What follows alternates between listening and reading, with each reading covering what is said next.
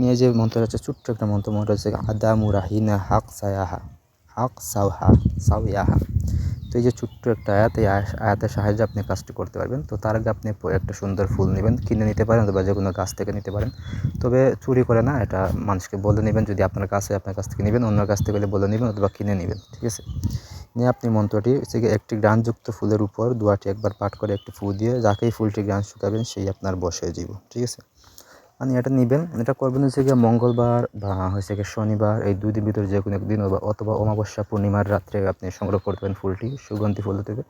যখন ফুলের সুগন্ধি ছড়াবে তখন আপনি এটা সংগ্রহ করবেন, সংগ্রহ করে আপনি নিয়ে এইটা পাঠ করবেন, দোয়াটা পাঠ করে আপনি ফু দিবেন, ঠিক আছে। তো তার আগে আপনি দোয়াটি সিদ্ধ করবেন, দোয়াটি 1,111 বার জপ করে সিদ্ধ করতে হইব, যে কোনো দিন সিদ্ধ করতে পারবেন। সিদ্ধ হয়ে গেলে আপনি এই ফুলটা নিয়ে একটি ঘ্রাণযুক্ত ফুলে একবার দোয়াটি পাঠ করে একবার একটা ফু দিয়ে জারে দিবেন, এবং সে যখন গ্রান্টি নেবে তখন সে সাথে সাথে বশীভূত হয়ে যাব, ঠিক আছে।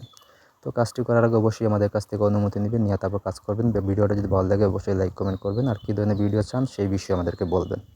তো ধন্যবাদ সবাইকে।